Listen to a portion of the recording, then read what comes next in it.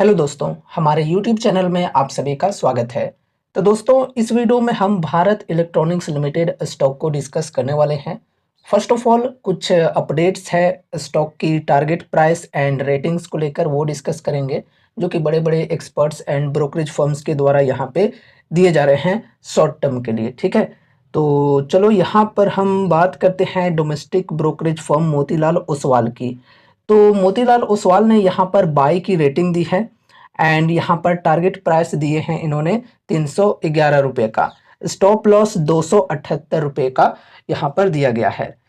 And उसके बाद आगे बढ़ते हैं, कुछ और भी मार्केट के एक्सपर्ट्स की राय को समझ लेते हैं। तो देखो, इनके द्वारा भी यहाँ पर बाई की रेटिंग दी जा रही है एंड यहाँ पर टारगेट प्राइस की बात करें तो 320 रुपये प्रति शेयर की टारगेट दी जा रही है एंड यहाँ पर स्टॉप लॉस की बात करें तो 276 रुपये है। ठीक है, तो लगभग इक्वल ही मानकर चल सकते हैं स्टॉप लॉस 276 और 278 एंड टारगेट प्राइस है यहाँ पर 311 और 320 की। टेक्निकल्स के अंदर आते हैं। देखो, अगर हम करंट मार्केट प्राइस की बात करें तो लगभग 286 की है। मोतीलाल ओसवाल का कहना है कि शॉर्ट टर्म में जो प्राइस है ये 311 तक जा सकती है। तो अभी के प्राइस से यहाँ तक की गेन की अगर बात की जाए तो 8 से 9% की ये गेन होती है अगर यहाँ तक प्राइस चली जाती है तो। एंड यहाँ पर अगर हम और भी एक्सपर्ट्स की बात करें तो उनके द्वारा यहाँ पर टारगेट प्राइस दी जा रही है ये 320 की। अगर हम परसेंटेज वाइज बात करें तो करंट प्राइस से लगभग ये 12-13% की गेन होगी। तो इस प्रकार की शॉर्ट टर्म टारगेट्स दिए जा रहे हैं, बाई की रेटिंग दिए जा रहे हैं स्टॉक के अंदर। स्टॉप लॉस लगाने को कहा गया है यहाँ पर ये 276 278 का। ठीक है, तो इस प्रकार की रेटिंग्स एंड टारगेट्स दिए जा रहे हैं। लेकिन दोस्तों देखो, यहाँ पर ये जो 311 और 320 की टारगेट दी गई है, तो ये टारगेट तक पहुंचने से पहले काफ़ी सारी चुनौतियां भी हैं। यहाँ पर लाइक देख सकते हो, ये है रेजिस्टेंस 295 की, फिर है 301 की। तो ये रेजिस्टेंस को ब्रेकआउट मिलना जरूरी है, ये पहले समझ कर चलो। ठीक है, 295 और 301 का लेवल अगर ब्रेक हो जाता है तो फिर यहाँ पर हम 311 की टारगेट मानकर चल सकते हैं, एक्सपेक्ट करके चल सकते हैं। 311 की टारगेट को ब्रेकआउट मिल जाता है तो फिर 320 तक भी प्राइस जा सकती है।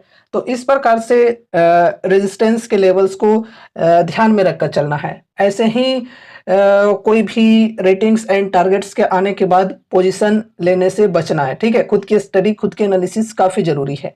एंड देखो, ये जो टारगेट दी जा रही है ये शॉर्ट टर्म के लिए टारगेट दी जा रही है, लॉन्ग टर्म की टारगेट नहीं है। अगर आप एक लॉन्ग टर्म इन्वेस्टर हो तो आपको ये जो शॉर्ट टर्म के लिए टारगेट्स एंड रेटिंग्स वगैरह दिए जाते हैं स्टॉक्स के अंदर, उनसे आपको बहुत ज़्यादा टेंशन लेने की ज़रूरत नहीं है, उन पर आपको बहुत ज़्यादा ध्यान देने की ज़रूरत नहीं है अगर आप एक लॉन्ग टर्म इन्वेस्टर हो तो। लॉन्ग टर्म इन्वेस्टर्स के लिए अभी कैसी अपॉर्चुनिटीज है यहाँ पर, तो 52 वीक हाई के लेवल से करंट प्राइस तक की बात करें तो लगभग 15 से 16% की डिस्काउंट अवेलेबल है। और देखो, हमने यहाँ पर इस लेवल पर भी स्टॉक को डिस्कस किया था जो कि है 266 की लेवल। इस लेवल पर 20% के प्लस की डिस्काउंट अवेलेबल थी। उस टाइम हमने डिस्कस किया था, काफ़ी बार हमने इस स्टॉक को डिस्कस किया है। ठीक है, 20% की डिस्काउंट अवेलेबल थी फर्स्ट इन्वेस्टमेंट के लिए। अभी भी 15 से 16% की डिस्काउंट अवेलेबल है, तो फर्स्ट इन्वेस्टमेंट के लिए कोई अगर इच्छुक हैं तो कर सकते हैं। एसआईपी की शुरुआत करने के लिए ठीक है, बल्क में बाइंग के लिए बिल्कुल भी नहीं। एंड देखो, अगर आपको डिफेंस सेक्टर के अंदर कम रिस्क के साथ चलना है तो आप इस स्टॉक के ऊपर अपनी स्टडी कर सकते हो। देखो, डिफेंस सेक्टर में अगर हम डिफेंस पीएसयूज की बात करें तो सबसे कम गिरावट दिखाने वाली ये एक मात्र स्टॉक है। ठीक है, इसके कंपैरिजन में अगर हम अदर डिफेंस पीएसयूज की बात करें तो काफ़ी ज़्यादा करेक्शंस वो स्टॉक्स दिखा चुके हैं।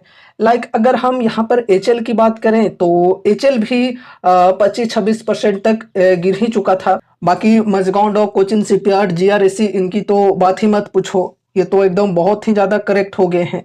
ठीक है, तो सबसे कम करेक्शन दिखाने वाली ये स्टॉक है। डिफेंस सेक्टर के अंदर कम रिस्क के साथ अगर आपको चलना है तो आप इस कंपनी के ऊपर अपनी स्टडी कर सकते हो। साथ ही साथ अपने फाइनेंशियल एडवाइजर से भी कंसल्ट जरूर से करना है कोई भी डिसीजंस लेने से पहले, क्योंकि यहाँ पर जो भी चीज़ें डिस्कस की जाती हैं वो सिर्फ और सिर्फ एजुकेशनल पर्पज से की जाती हैं। यहाँ पर आप सभी को कोई भी स्टॉक से रिलेटेड बाय या सेल की कॉल टिप या रिकमेंडेशंस नहीं दी जाती है। ठीक है, तो दोस्तों ये रही हमारी आज की video Bharat electronics limited stock से रिलेटेड। उम्मीद है कि इस वीडियो के माध्यम से आपको कुछ यूजफुल इन्फॉर्मेशन मिले होंगे। तो वीडियो को लाइक करके चैनल को सब्सक्राइब कर देना और मिलते हैं अगले नए वीडियोज के साथ। तब तक के लिए बाय बाय।